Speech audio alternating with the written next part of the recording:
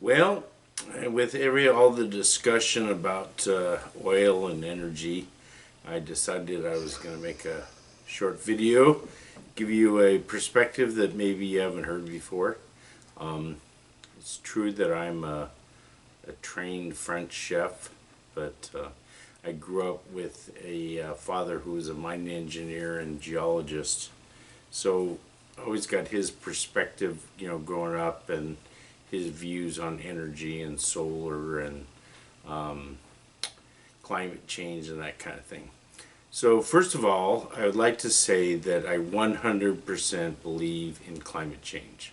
It's been going on for 4.5 billion years. The climate's always changing this way and that way. It's been way warmer than it is now, and it's been much, much colder than it is now. We've had an ice age, a couple ice ages, excuse me, and it's actually way worse to have an ice age than to be a little warmer than we are now. I can assure you. So our lives run on energy. In our home, most of the energy is used to either cool the house down or warm it back up. So that's something to keep in mind. And almost half of the oil that's produced in the world is used for all sorts of other things besides gasoline and diesel. It's used for plastics and about 1,000 other products that are made from oil. So mining oil will probably always be a necessity, even if you were to replace all the gasoline operated cars. So let's talk about that. So let's say that we were going to switch to all electric cars. Let's say there was some miracle and we could change, millions and millions of cars just to here in the United States over to electricity. You still have to produce the energy to charge the car. So a lot of people go, well, we'll do renewables. Well, the definition of renewables, generally people think of solar and wind energy, and those two aren't that great yet. I'm not saying that they won't be one day, they won't be way more efficient, but right now, renewables account for, like 2% of all the energy produced in the United States. And if you eliminate natural gas power plants and coal power plants, to be quite frank, everybody in the United States would be screwed. Even if we did now, we'd all be screwed because we just can't switch over to something that isn't there. You have to have it there first, and then you switch over to it. Two of the renewables that are rarely talked about is geothermal is one. Geothermal can be done on a small scale, like you can do your own house. So what that does is you dig in the ground and you put pipes in the ground and you circulate water or different substances, and the constant temperature below the ground can be, say, 60 degrees if you go down far enough. It's always 60 degrees. In the winter, it's 60 degrees. In the summer, it's 60 degrees. So therefore, if it's the winter, you just have to raise it up maybe 12 degrees, and your house is warm. It might be 10 degrees outside, but that's a lot different than raising your house another 50 degrees. Or in the summer, it might be 90 degrees out and you just have to lower it 30 degrees. So it makes your heating bill or your cooling bill way more efficient. The cost of it is better than solar. The lasting of it is way, way better than solar. It's efficient, it's easy to maintain after you put it in, and it lasts quite decades. So geothermal on the household side is very efficient. So it's better choice than solar, but it's almost never spoken about. It's not subsidized by the government as far as I know. Maybe it should be, or maybe people should just look at it as an option. Also, geothermal on a large scale is amazing because you can run huge power plants on geothermal. So you go far enough down, and the earth, inside the earth, it's really hot, and you have different spots all over the country where you have natural geothermal spots, and you pop a power plant there, and all it does is takes water down to the hot part of the earth, turns it into steam. The steam runs a generator, and there you go, electricity. The only byproduct is steam, H2O, water. So nothing to worry about there.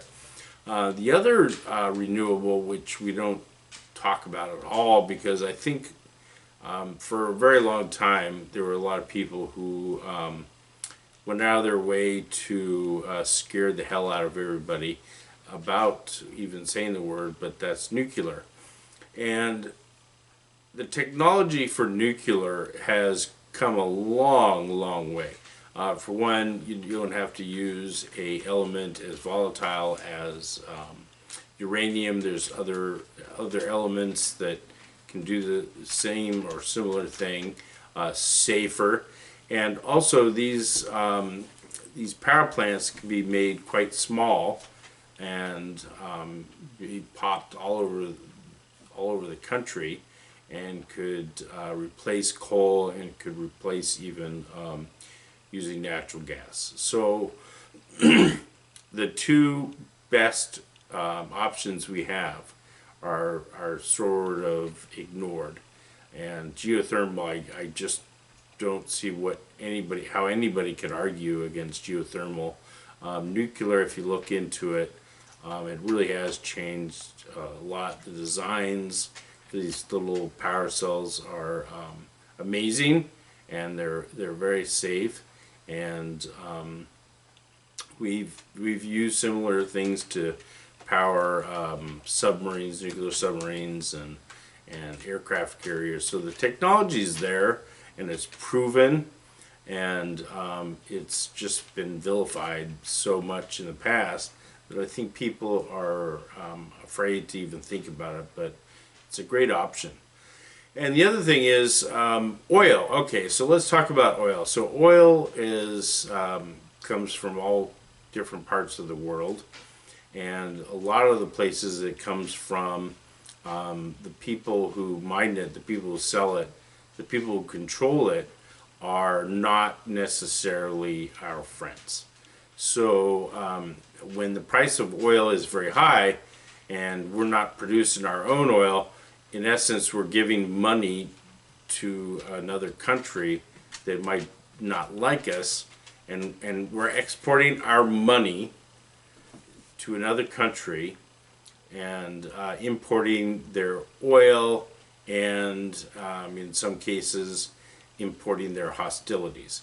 So it doesn't matter if we produce no oil, the world's still going to use 95 million barrels a day, I think it is. We're still going to use our percentage, which I think is around 20% of the world's oil is used every day by the United States. And so if we don't mine any oil, we just pay a lot more for it, and we export our dollars, which is a terrible thing, because you think about it, when the price is high, you're actually sending American dollars out of the country. So it really doesn't matter if we produce our own or if we buy it, it's still oil. It still produces the same amount of carbon discharge. One thing that might be different is the ships have to use a little bit of extra energy to bring it out here. So, and it doesn't take much difference in supply, like 1 or 2% change in supply can really spike the price of oil. So adding 1 or 2% can really lower the price of oil.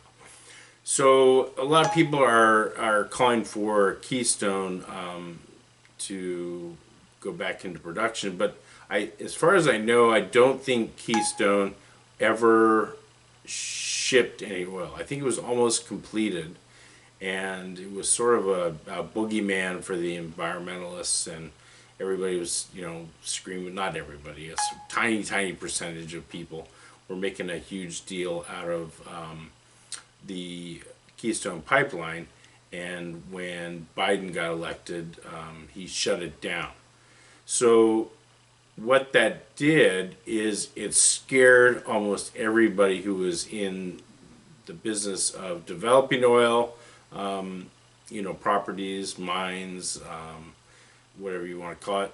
And it also, the investors got scared, because here you had a pipeline that, billions and billions of dollars had been put into it.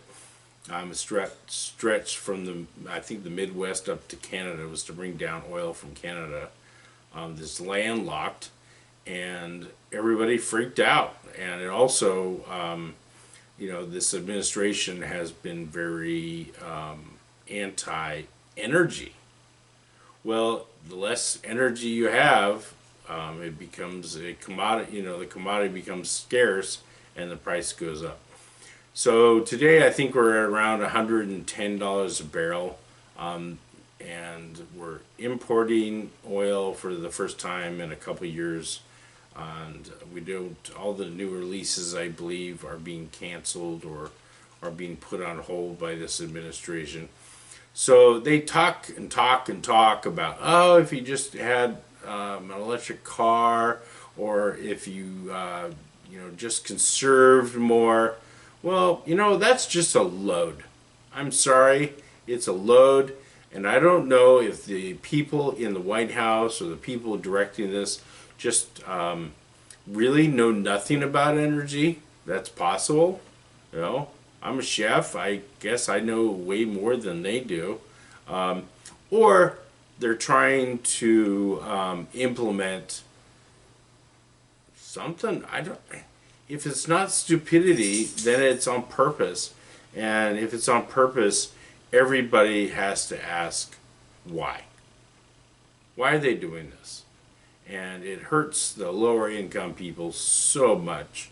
When it goes from $30 to fill up your gas tank to $80, and you're doing that a couple times a week, that's taking substantial money out of your kids' pockets, out of your pocket, out of your family's pocket. And it's going overseas, of course, a lot of it, and it hurts. It just hurts, and it's going to add to the inflation problems you already have, because everything in some way involves energy.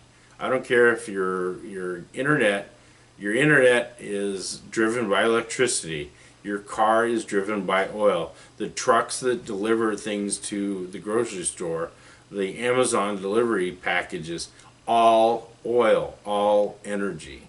And it's time for the American people to maybe do a little more research and be really vocal about this, because this is one of the worst things that this administration has done in a year. And we went from relatively inexpensive gas to the point where you really didn't mind putting gas into your car, to now you cringe looking at the gas pump going dink, dink, dink, because it's just sucking money out of your wallet.